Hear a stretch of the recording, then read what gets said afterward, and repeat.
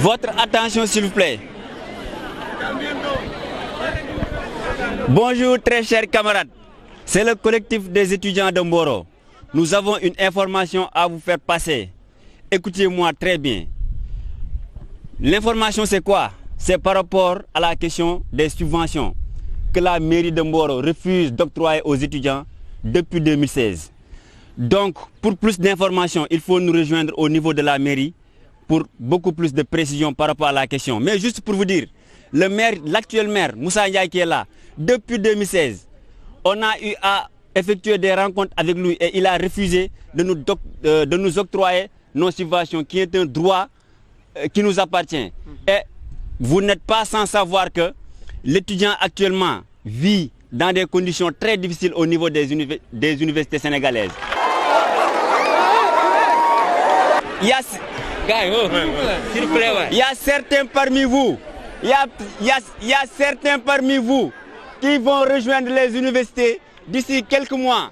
Et une fois sur place, vous saurez l'importance même des amicales. Et le maire, il est en train de bloquer même les amicales.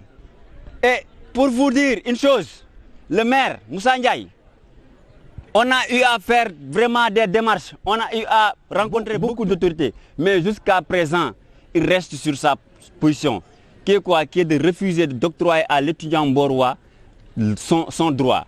Donc, chers camarades, nous demandons votre soutien et votre assistance, votre mobilisation, pour dire au maire,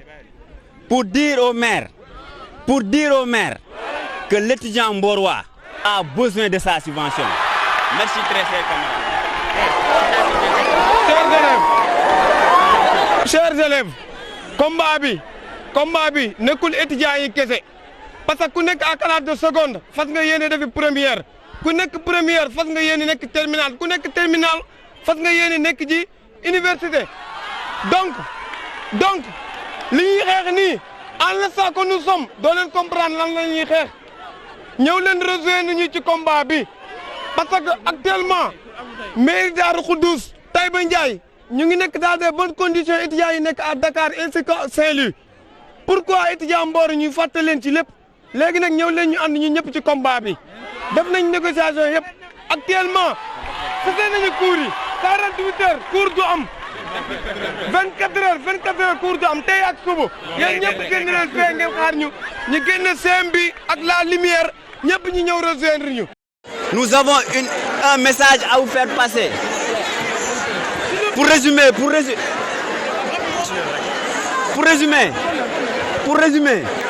nous vous demandons calmement de nous rejoindre au niveau de la mairie pour faire un point de presse, pour tenir un point de presse. Le problème c'est quoi? C'est par rapport à la problématique de la subvention. Depuis 2016, de 2016 à 2021, le maire, M. Moussa Ndiaye, a refusé d'octroyer aux étudiants leurs subventions, alors que les étudiants mborois vivent des conditions catastrophiques au niveau des universités.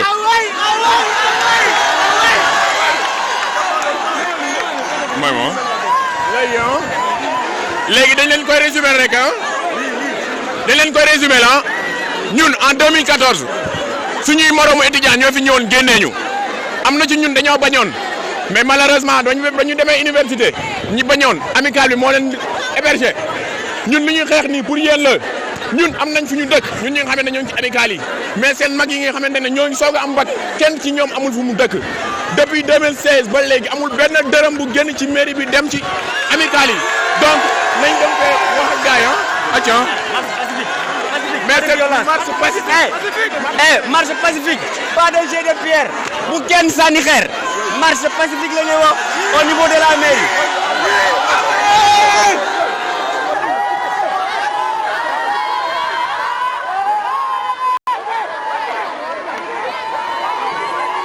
Camarades,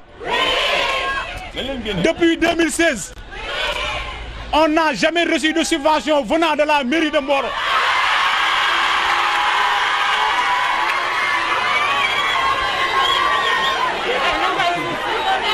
Le combat qu'on est en train de mener, nous savons parfaitement que c'est un combat très difficile à mener.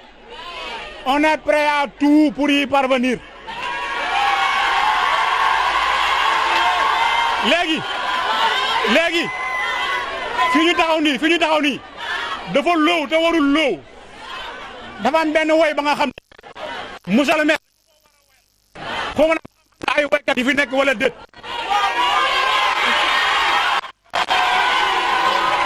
léegi woy bi lenn la répétez après moi monsieur le maire jox ñu suñu 16 millions 200 16 millions 200 lañ yoreel léegi nañ ko way loolu ñu xool maanaam xoolal xam nga nuñ koy woy ah sunu 16 millions sunu 16 millions étudiant dafa soxla xaalisam et le combat continue.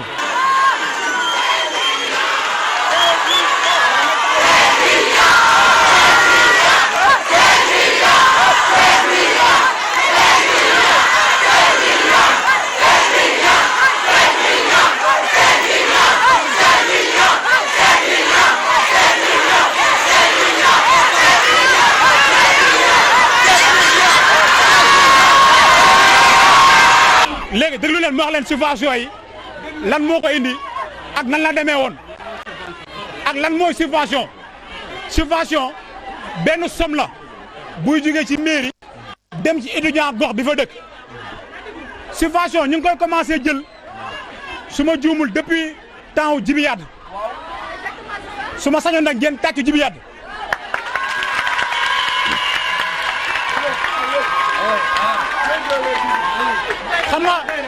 xam nga lu tax ma ne ngeen tàcc ko dafa am ñenn ñu taxawoon ni le gars il n'était pas étudiant te pourtant il a assuré la subvention pendant 4 voire 5 ans kon kooku gàcce ngalaama moom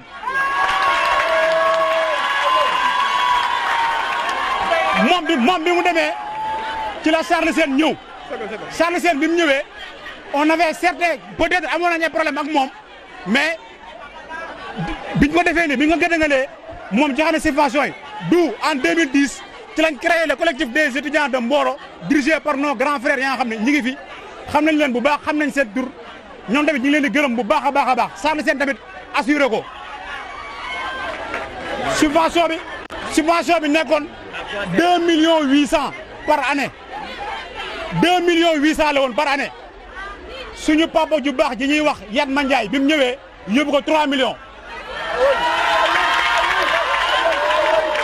kon kooku kon dañ koy ñaanal fi mu tëdd moom Yatma Ndiaye yal na ko yàlla yërëm xaaree ko àjjana yi gën a kawe jàppale na du ñaay léegi nag l'arrivée au pouvoir de monsieur Moussa Ndiaye il n'était même pas maire moom dañ ko fal parce que dafa sës moo tax ñu fal ko bi mu ñëwee au lieu mu fekk subvention bi nekk 3 millions mu jox ñu 1 million 800 1 million 800 la ñu jox deseel ñu 1 million 200 bu ngeen compté su ngeen compté depuis 2016 1 million 200 plus 5 ans de subvention ça fait une somme de 16 millions 200 moom moo ñu ko yoreel dinañu ko jox par force par A ou par B.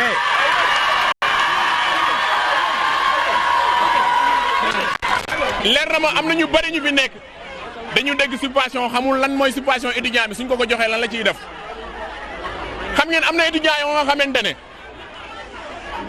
ngeen may ma am na étudiant yoo nga xamante ne ñoo ngi jàngee UGB amuñu benn mbokk UGB am na ñu nekk Dakar amuñu benn mbokk Dakar te 6 amical la ainsi de suite amical yëpp noonu la demee subvention bi ñuy jot nii nag moo ñuy permettre ñu jënd ay appartement étudiants yi mën cee dëkk yéen ñi nga xamante ne ay élèves leen incha allahu rabbi boo leen nekkee ay élèves faw ngeen wooñu parce que ñun lu ñuy woo ci nit dafa bëri xamuñu ci kenn mën nañu satisfaire nit ba pare te fekk xamuñu ko ñun lii yéen lañ koy defal ñun amuñu problème mu dëkk.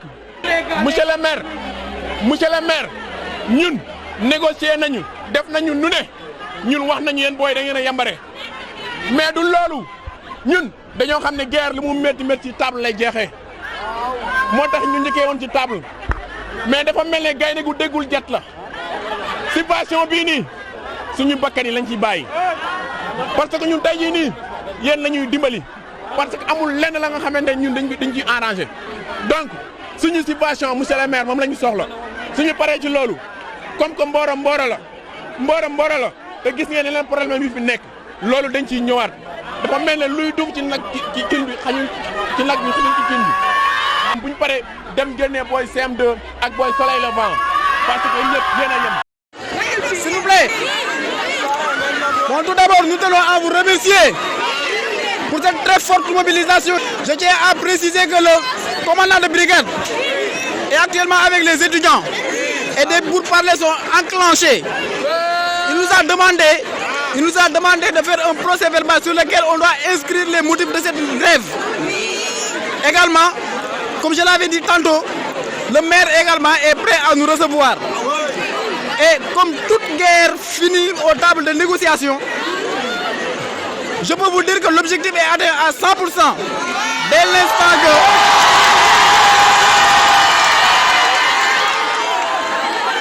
Bon, je disais que l'objectif est atteint au motif que le maire est prêt à nous recevoir et que le commandant de brigade également nous a instruit de faire un procès verbal et à adresser au sous-préfet. Et sur ce, nous vous remercions particulièrement tous les élèves, surtout les élèves en classe de terminale. Cette mobilisation reste historique et nous invitons tous les élèves à ne pas aller en classe pour 24 heures. L'amicale, le collectif des étudiants de Mboro tient à préciser qu'il veillera à ce que ces modules soient respectés, à savoir le non-respect des cours pour 24 heures. Également, ceci est un appel solennel adressé à l'autorité concentrée et déconcentrée. Nous tenons à lui dire que si toutefois ces promesses ne sont pas respectées, nous allons encore redescendre sur le terrain et nous faire entendre. Nous vous remercions.